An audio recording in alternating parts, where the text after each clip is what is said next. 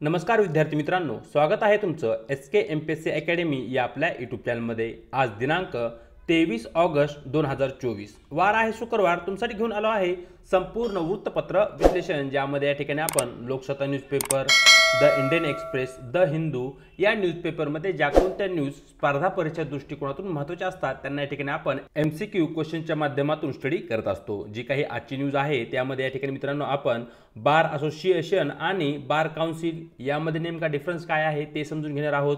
त्याचबरोबर भारतीय स्पर्धा आयोग, पोलिओ, औद्योगिक क्रांती क्रमांक 4, पंतप्रधान रोजगार निर्मिती कार्यक्रम, duty free tariff preference, smile programme, तिसदा नदी, पुरंदर अंजीर आणि इंडिया क्लेम्स या संदर्भात ज्या काही न्यूज आहेत त्यांना या ठिकाणी आपण डिस्कस करणार आहोत। चला तर जी काही आजची आपली डिस्कशन आहे त्या ठिकाणी आता आपण सुरुवात करूया। मित्रांनो, या ठिकाणी आजचा जो काही आपला पहिला प्रश्न आहे तो बार असोसिएशन आणि बार काउन्सिल या संदर्भात आहे। सरळ प्रश्न पाहूया। भारतातील बार असोसिएशन आणि बार काउन्सिलमध्ये खालीलपैकी कोणता महत्त्वाचा फरक आहे, अशा प्रकारचा मित्रांनो या ठिकाणी आपल्याला प्रश्न विचारण्यात आलेला आहे। तर मित्रांनो, सर्वप्रथम आपल्याला या ठिकाणी बार काउन्सिल आणि बार असोसिएशन यांच्यामध्ये नेमका डिफरन्स काय आहे तो डिफरन्स या ठिकाणी माहिती असणं आवश्यक आहे। बार काउन्सिल ही एक स्टॅच्युटरी बॉडी आहे, म्हणजेच मित्रांनो या ठिकाणी जी काही बार काउन्सिल आहे ती कायद्याद्वारे निर्माण करण्यात आलेली एक बॉडी आहे, हे तुम्हाला या ठिकाणी माहिती असणं आवश्यक आहे। तर कोणता कायदा आहे, तर या ठिकाणी जो काही कायदा आहे तो आहे मित्रांनो ॲडव्होकेट ॲक्ट 1961 या कायद्याच्या अंतर्गत बार काउन्सिलची निर्मिती या ठिकाणी करण्यात आली आहे। आणि या ठिकाणी जे काही बार काउन्सिल आहे त्यांचे जे काही मुख्य कार्य आहे ते कार्य म्हणजे या ठिकाणी जे काही लीगल एज्युकेशन आहे, जे काही लॉ आहे किंवा जे काही वकील या ठिकाणी लॉ करून बनतात ते जे एज्युकेशन आहे त्याला रेग्युलेट करणे आणि त्या संदर्भात जे काही इतर क्रिया आहेत त्यांना रेग्युलेट करण्याचं कार्य बार काउन्सिल ऑफ इंडिया कडून केलं जातं। हा पॉईंट या ठिकाणी तुम्हाला महत्त्वाचा आहे, तो तुम्हाला या ठिकाणी नोट डाऊन करून घ्यायचा आहे। पुढची जी संस्था आहे ती आहे बार असोसिएशन। बार असोसिएशन काय आहे, तर जे काही आपल्याकडे वकील वर्ग आहे त्या वकील वर्गाची एक प्रकारची ती संघटना आहे। याला कसल्याही प्रकारे कायद्याची मान्यता नाही, म्हणजे काही वकील एकत्र आले, त्यांचे जे काही मागण्या आहेत, ज्या ठिकाणी ते कार्य करत आहेत त्या ठिकाणच्या जी हायेस्ट अथॉरिटी आहे त्यांच्याकडे मांडण्यासाठी अशा प्रकारच्या काही संघटना स्थापन झाल्या असतात, ज्यामध्ये शेतकरी संघटना आहे, कामगार संघटना आहे, शिक्षकांच्या संघटना असतात। अशा प्रकारचीच बार असोसिएशन ही वकिलांची असणारी संघटना आहे, हे तुम्हाला या ठिकाणी माहिती असणं आवश्यक आहे। तर अशा प्रकारे या ठिकाणी बार काउन्सिल आणि बार असोसिएशन यांच्यामध्ये नेमका काय फरक आहे तो या ठिकाणी आपण समजून घेतल्यानंतर प्रश्न क्रमांक 1 चं आपलं योग्य उत्तर आहे मित्रांनो पर्याय सी। बार काउन्सिल कायदेशीर व्यवसाय आणि शिक्षणाचे नियमन करतात, तर बार असोसिएशन प्रामुख्याने वकिलांसाठी व्यावसायिक संस्था म्हणून काम करतात। हे या ठिकाणी आपलं योग्य उत्तर राहील। पाहूया आपला पुढचा प्रश्न, जो की मित्रांनो या ठिकाणी भारतीय स्पर्धा आयोगा संदर्भात आहे, ज्याला की या ठिकाणी आपण कॉम्पिटिशन कमिशन ऑफ इंडिया असंही म्हणतो। सरळ जो काही प्रश्न आहे तो प्रश्न पाहूया। भारतीय स्पर्धा आयोग च्या संदर्भात खालील विधाने विचारात घ्या, अशा प्रकारच्या ठिकाणी आपला प्रश्न आहे। ज्या ठिकाणी विधान क्रमांक 1, स्पर्धा विरोधी प्रथा आळा घालणे आणि ग्राहकांच्या हिताचं संरक्षण करणे, बाजारपेठेमधील निष्पक्ष स्पर्धा सुनिश्चित करण्याचे कार्य या ठिकाणी कॉम्पिटिशन कमिशन ऑफ इंडिया म्हणजेच भारतीय स्पर्धा आयोगाकडून केलं जातं। अशा प्रकारचं पहिलं विधान या ठिकाणी आपल्याला देण्यात आलं आहे। विधान क्रमांक 2, भारतीय स्पर्धा आयोगाचे अध्यक्ष आणि सदस्य यांची नियुक्ती भारताचे राष्ट्रपती करतात। हा पॉइंट या ठिकाणी लक्षात घ्या। विधान 3, स्पर्धा अधिनियम 2002 अंतर्गत कॉम्पिटिशन कमिशन ऑफ इंडियाकडे नवीन व्यवसायांसाठी परवाने जारी करण्याचा अधिकार आहे। अशा प्रकारचं आपलं तिसरं विधान आहे। आणि वरील 3 विधानापैकी एकूण किती विधानं बरोबर आहेत हे या ठिकाणी आपल्याला प्रश्नामध्ये विचारण्यात आलेलं आहे। तर मित्रांनो, या ठिकाणी जे काही भारतीय स्पर्धा आयोग आहे या स्पर्धा आयोगाविषयी जर चर्चा केली तर या ठिकाणी आपल्या देशामध्ये जी काही बाजारपेठ आहे त्या बाजारपेठामध्ये विविध उत्पादकाची विविध उत्पादने येत असतात।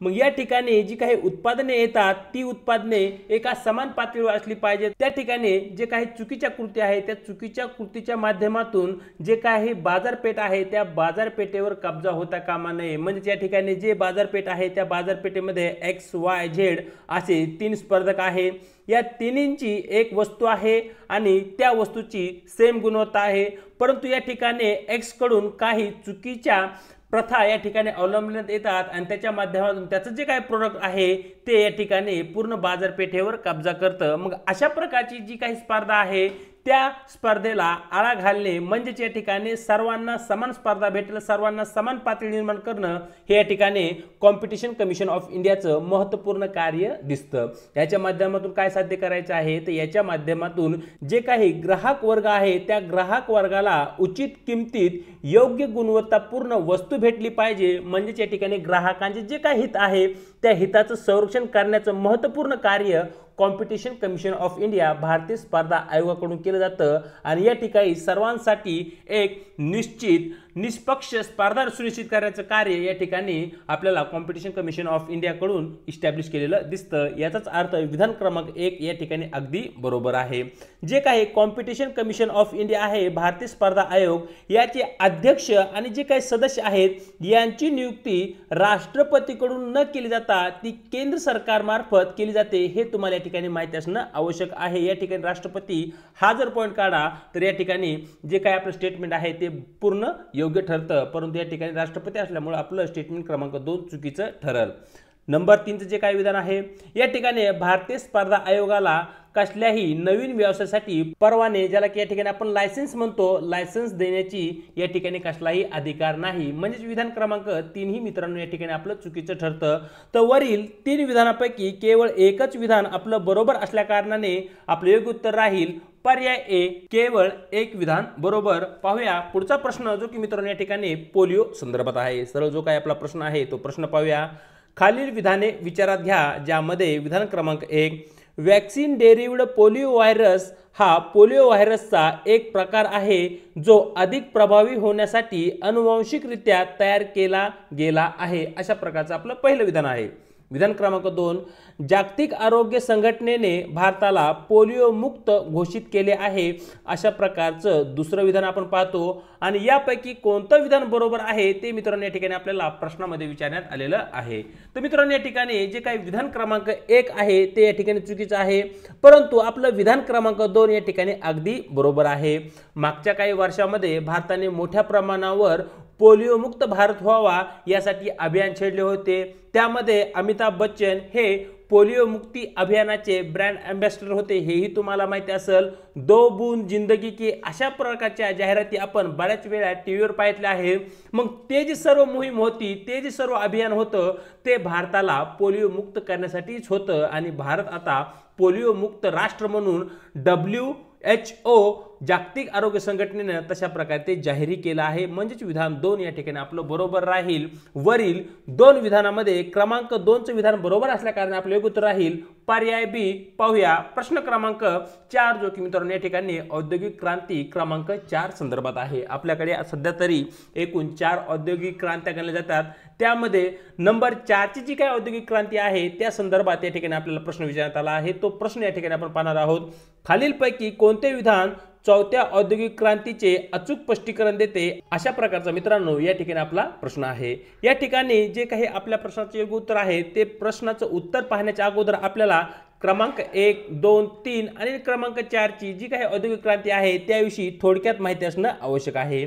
जी काही पहिल्या क्रमांकाची औद्योगिक क्रांती आहे ती आपल्याला 1765 या सालापासून सुरू झालेली दिसते, ज्यामध्ये कोल असल, स्टीम इंजिन असेल, ज्याला की या ठिकाणी आपण वाफेवर चालणारे इंजिन असं म्हणतो। त्याचबरोबर मोठ्या प्रमाणावर जो काही धातू आहे त्या धातूचा वापर, म्हणजेच अशा प्रकारे कोळसा असेल, दगडी कोळसा, वाफेवर चालणारे इंजिन आणि मोठ्या प्रमाणावर धातूचा वापर आहे, तो धातूचा वापर जेव्हा सुरू झाला तेव्हा या ठिकाणी प्रथम औद्योगिक क्रांती झाली किंवा फर्स्ट इंडस्ट्रियल रेव्होल्यूशन त्या ठिकाणी सुरू झालेली आपल्याला दिसते।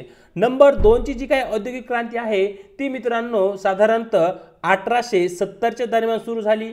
या ठिकाणी गॅस असेल, वीज असेल आणि जे काही ऑइल आहे याच्या उत्पादनामध्ये आणि वापरामध्ये मोठ्या प्रमाणावर वाढ झाली, तेव्हा असं म्हटलं जाऊ लागलं की ही औद्योगिक क्रांती क्रमांक 2 आहे। मित्रांनो या ठिकाणी जी काही क्रमांक 3 ची औद्योगिक क्रांती आहे ती साधारणतः 1969 साली सुरू झालेली आपल्याला दिसते। या ठिकाणी जे काही इलेक्ट्रॉनिक इक्विपमेंट्स आहेत त्यांचा वापर मोठ्या प्रमाणावर वाढला होता आणि त्याचबरोबर या ठिकाणी जी काही न्यूक्लिअर एनर्जी आहे त्या न्यूक्लिअर एनर्जीचाही या ठिकाणी वापर सुरू झाला होता। या ठिकाणी इलेक्ट्रॉनिक आयटममध्ये या ठिकाणी तुम्ही टीव्ही पाहू शकता, रेफ्रिजरेटर पाहू शकता, रेडिओ, अशा प्रकारचे आधुनिक जी काही इलेक्ट्रॉनिक उत्पादने आहेत त्यांचं उत्पादन आणि त्यांचा वापर मोठ्या प्रमाणावर वाढला आणि यामुळे एक प्रकारची नवीन औद्योगिक क्रांती निर्माण झाली होती आणि याच औद्योगिक क्रांतीला क्रमांक 3 ची औद्योगिक क्रांती असं म्हटलं जाऊ लागलं। नंबर 4 ची जी काही औद्योगिक क्रांती आहे ती सुमारे 2000 सालापासून आपल्याला सुरू झालेली दिसते।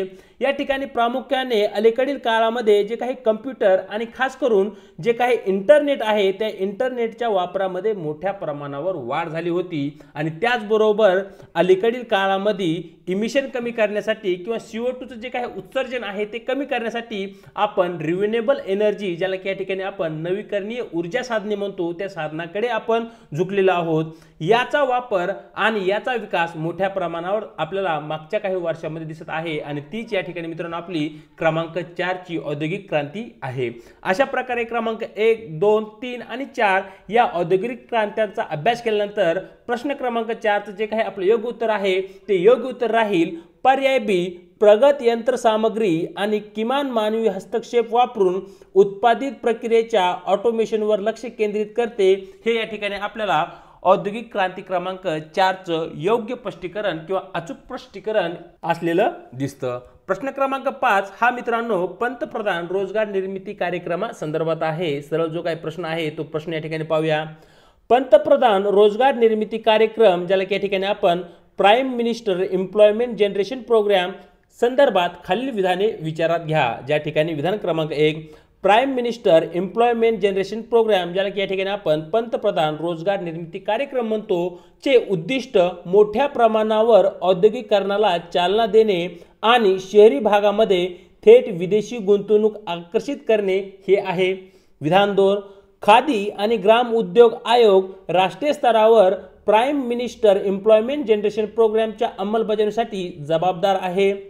विधान क्रमांक 3, 18 वर्षापेक्षा जास्त वयाची कोणतीही व्यक्ती पंतप्रधान रोजगार निर्मिती कार्यक्रम या योजनेच्या अंतर्गत मदतीसाठी अर्ज करण्यास पात्र आहे। अशा प्रकारची एकूण 3 विधाने या ठिकाणी आपल्याला देण्यात आली आहेत आणि यापैकी किती विधान बरोबर आहेत ते मित्रांनो या ठिकाणी आपल्याला प्रश्नामध्ये विचारण्यात आलेलं आहे। या ठिकाणी जे काही विधान क्रमांक 1 आहे ते मित्रांनो या ठिकाणी चुकीचं आहे। जी काही पंतप्रधान रोजगार निर्मिती कार्यक्रम आहे हा या ठिकाणी जे काही ग्रामीण आणि जो काही शहरी भाग आहे या दोन्ही शहरी भागासाठी तो या ठिकाणी कार्यक्रम आहे। परंतु या ठिकाणी जे काही सूक्ष्म उद्योग आणि मध्यम उद्योग आहेत यांच्यावर लक्ष केंद्रित करणे आणि त्यांच्या माध्यमातून या ठिकाणी आपल्या देशामध्ये ग्रामीण भाग असेल, शहरी भाग असेल, या ठिकाणी रोजगार किंवा रोजगाराच्या ज्या काही संधी आहेत त्याची निर्मिती करणं हा मुख्य उद्देश मित्रांनो पंतप्रधान रोजगार निर्मिती कार्यक्रमाचा असलेला आपल्याला दिसतो। या ठिकाणी मोठ्या प्रमाणावर औद्योगिकरणाला चालना देणे किंवा जी काही थेट विदेशी गुंतवणूक आहे तिला आकर्षित करणे अशा प्रकारचा या योजनेचा उद्देश नव्हता। म्हणजे विधान क्रमांक 1 या ठिकाणी आपलं चुकीचं ठरतं। जी काही पंतप्रधान रोजगार निर्मिती कार्यक्रम आहे हा कार्यक्रम याची अंमलबजावणी करण्याची जी काही जबाबदारी आहे ती या ठिकाणी खादी आणि ग्राम उद्योग आयोगावर देण्यात आली होती, जी की राष्ट्रीय स्तरावर या कार्यक्रमाची अंमलबजावणी केली जाणार होती। हे जे विधान आहे ते या ठिकाणी अगदी बरोबर आहे। जी कोणती व्यक्ती 18 वर्ष किंवा 18 वर्षापेक्षा जास्त वयाची असेल ती व्यक्ती मित्रांनो या ठिकाणी पंतप्रधान रोजगार निर्मिती कार्यक्रमासाठी पात्र होती। म्हणजे ती व्यक्ती त्या ठिकाणी या योजनेच्या अंतर्गत मदतीसाठी अर्ज करण्यास पात्र होती। हे जे विधान आहे तेही मित्रांनो या ठिकाणी अगदी बरोबर आहे।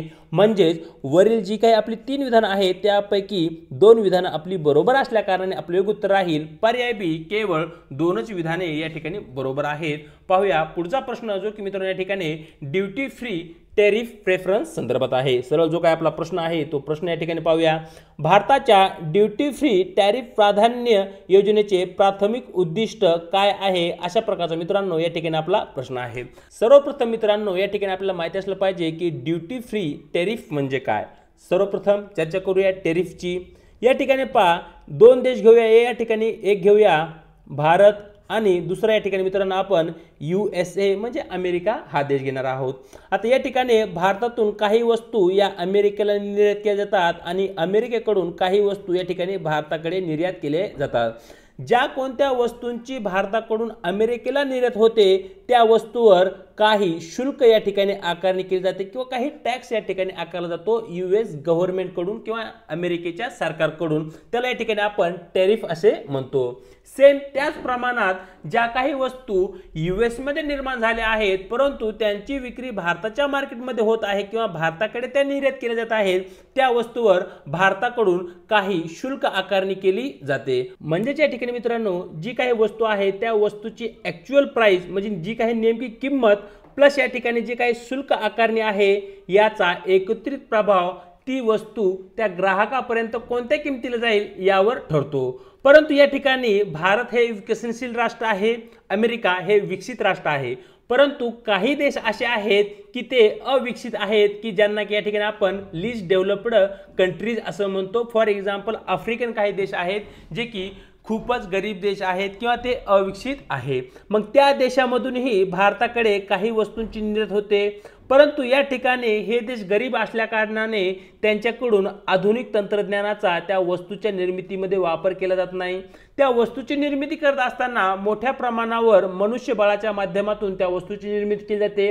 याचाच अर्थ जे काही गरीब देश आहेत त्या गरीब देशामध्ये जी काही वस्तू उत्पादन करण्यासाठी येणारा खर्च आहे तो वस्तू उत्पादन खर्च हा जास्त असेल आणि जर या ठिकाणी वस्तूचं उत्पादन करण्यासाठी येणारा खर्च हा जास्त असेल तर भारतामध्ये ती वस्तू निर्यात केल्यानंतर भारतामध्ये त्या वस्तूची जी काही किंमत आहे ती किंमत अधिक असेल आणि जर वस्तूची किंमत अधिक असेल तर त्या वस्तूला मागणी ही कमी राहते। हे मित्रांनो तुम्हाला अर्थशास्त्राच्या नियमानुसार माहितीच असेल।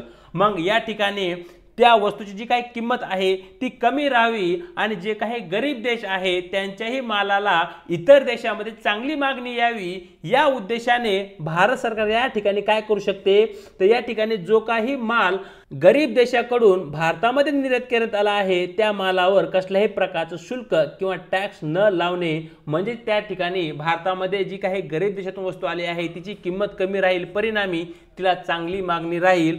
अशा प्रकारची जी काही एकूण व्यवस्था असते त्याला या ठिकाणी मित्रांनो आपण ड्युटी फ्री टेरिफ असे म्हणतो। आणि या ठिकाणी ड्युटी फ्री टेरिफ प्रेफरन्स चे नेमके प्राथमिक उद्दिष्ट काय आहे ते आपल्याला प्रश्नामध्ये विचारण्यात आलं आहे आणि त्याचं जे काही प्राथमिक उद्दिष्ट आहे ते आहे आपलं पर्यायी पात्र उत्पादनावरील टॅरिफ कमी करून किंवा काढून टाकून भारतातील सर्वात कमी विकसित देशांमधून निर्यातीसाठी बाजारपेठेत प्रवेश सुलभ करणे हा या ठिकाणी मित्रांनो मुख्य उद्देश किंवा प्राथमिक उद्देश ड्युटी फ्री टेरिफ प्रेफरन्स या योजनेचा असलेला आपल्याला दिसतो।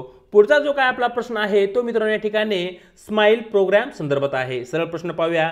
स्माइल प्रोग्राम हा भारत सरकारचा एक उपक्रम आहे जो की मित्रांनो या ठिकाणी जो काही स्माइल प्रोग्राम आहे तो नेमका कशा संदर्भात आहे हे या ठिकाणी आपल्याला प्रश्नामध्ये विचारण्यात आलेला आहे आणि त्याचं उत्तर मित्रांनो या ठिकाणी आपल्याला शोधायचं आहे।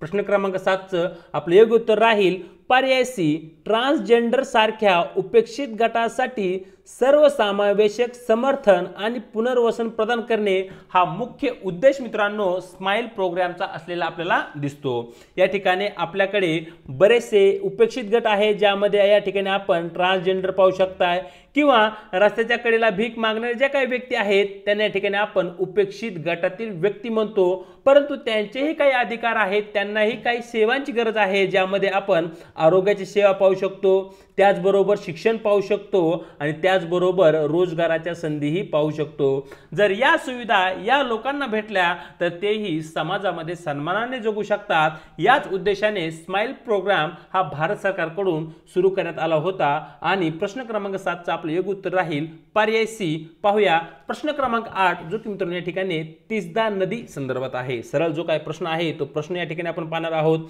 खालील विधाने विचारात घ्या ज्यामध्ये विधान क्रमांक 1, तिस्दा नदीचा उगम ब्रह्मपुत्रा ग्लेशियर मधून होतो। विधान 2, तिस्दा नदी जलविद्युत विकासासाठी उपयुक्त मानली जाते कारण तिच्या उपनद्या मोठ्या प्रमाणावर आहेत।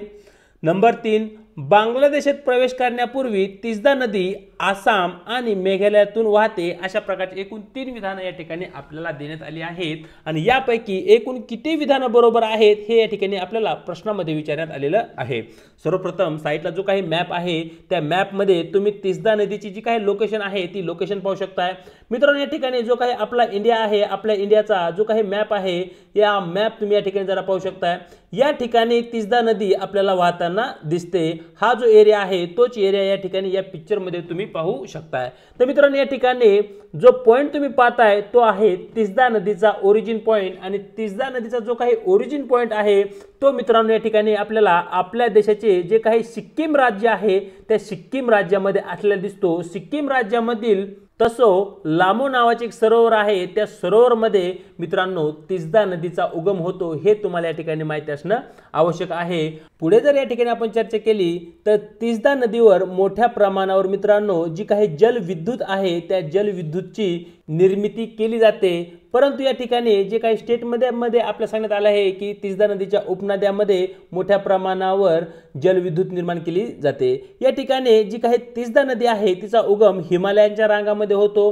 हिमालयाच्या रांगामधून उंचीवरून खाली येत असताना अशा प्रकारची ज्या ठिकाणी स्थिती असेल त्या ठिकाणी आपल्याला जे काही जलविद्युत प्रकल्प आहे ते जलविद्युत प्रकल्प राबवणं खूपच सिंपल असतं। कारण या ठिकाणी वाटेमध्ये जे काही टर्बाइन्स आहे ते टर्बाइन जर आपण इस्टॅब्लिश केले तर या ठिकाणी जो काही उंचीवरून नदीचा प्रवाह आहे तो प्रवाह तीव्र असतो, त्यामुळे ते टर्बाइन्स फिरवले जातात आणि त्यातून विजेची निर्मिती होते। अशा प्रकारची एक महत्त्वपूर्ण चांगल्या प्रकारची स्थिती ही तिस्ता नदीच्या चॅनलमध्ये आपल्याला दिसते। यामुळे मोठ्या प्रमाणावर तिस्ता नदीवर जलविद्युत प्रकल्प असलेले आपल्याला दिसतात। पुढे शेवटी जी काही तिस्ता नदी आहे ती बांगलादेशमध्ये एंटर करते, परंतु बांगलादेशमध्ये एंटर करण्याच्या अगोदर सर्वप्रथम जी तिस्ता नदी आहे ती सिक्कीम या राज्यातून आणि जे काही पश्चिम बंगालचे राज्य आहे या पश्चिम बंगाल राज्यामधून ती वाहते। ती आसाम आणि मेघालय या 2 राज्यांमधून वाहत नाही हे तुम्हाला या ठिकाणी माहिती असणं आवश्यक आहे। म्हणजेच मित्रांनो या ठिकाणी वरील जी काही क्रमांक 1, 2, 3 ची जी काही विधानं आपल्याला दिली आहेत त्यामध्ये ही सर्वच्या सर्व विधानं या ठिकाणी चुकीची आहेत। म्हणजेच या ठिकाणी प्रश्न क्रमांक 8 चं योग्य उत्तर राहील पर्याय डी। वरील 3 विधानांपैकी एकही विधान आपलं बरोबर नाहीये। प्रश्न क्रमांक 9 मध्ये आपण पुरंदरचं जे काही अंजीर आहे त्या संदर्भात चर्चा करणार आहोत। सरळ जो काही प्रश्न आहे तो प्रश्न पाहूया। अलीकडे चर्चेत आलेला पुरंदरचा अंजीर येथून आला आहे, म्हणजे या ठिकाणी कोणत्या राज्यामध्ये पुरंदरचा अंजीरचं उत्पादन होतं अशा प्रकारचा सरळ प्रश्न विचारला आहे।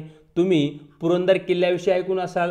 पुरंदर हे मराठी नाव आहे आणि ऑप्शन मध्ये आपल्याला महाराष्ट्र दिला आहे। याचाच अर्थ या ठिकाणी प्रश्न क्रमांक 9 चं योग्य उत्तर राहील पर्याय बी। आपल्या महाराष्ट्रामध्ये जे काही पुरंदर तालुका आहे आणि हा पुरंदर तालुका पुणे या जिल्ह्यामध्ये आहे। या ठिकाणचा जो काही पुरंदर अंजीर आहे तो खूपच फेमस आहे आणि अलीकडेच पोलंड या देशामध्ये या अंजीरचं जे काही ज्यूस आहे ते ज्यूस त्या ठिकाणी निर्यात करण्यात आला आहे। त्यामुळे पुरंदरचा अंजीर हा न्यूज मध्ये आहे आणि त्याचबरोबर मित्रांनो याला GI टॅग ही देण्यात आलेला आहे, हेही तुम्हाला या ठिकाणी माहिती असणं आवश्यक आहे। अशा प्रकारचे प्रश्न सरळ UPSCने मागच्या काही वर्षांमध्ये विचारले आहेत आणि येणाऱ्या वर्षांमध्येही विचारले जाऊ शकतात। त्यामुळे अशा प्रकारचे प्रश्न या ठिकाणी आपल्याला डिस्कस करणं गरजेचं ठरतं। आजचा जो काही आपला शेवटचा प्रश्न आहे तो शेवटचा प्रश्न या ठिकाणी पाहणार आहोत। प्रश्न असा आहे, कन्सिडर द फॉलोइंग स्टेटमेंट, ज्यामध्ये स्टेटमेंट क्रमांक 1, India claims is a framework used to measure industrial level total factory production. Statement 2, the claims framework is also used to collect data on employment. अशा प्रकारची 2 विधानं आहेत आणि यापैकी कोणती विधानं बरोबर आहेत हे या ठिकाणी मित्रांनो प्रश्नामध्ये विचारण्यात आलेलं आहे। तर सर्वप्रथम या ठिकाणी इंडिया आणि जो क्लेम आहे याचा जो काही फुल फॉर्म आहे तो फुल फॉर्म तुम्हाला माहिती असणं आवश्यक आहे।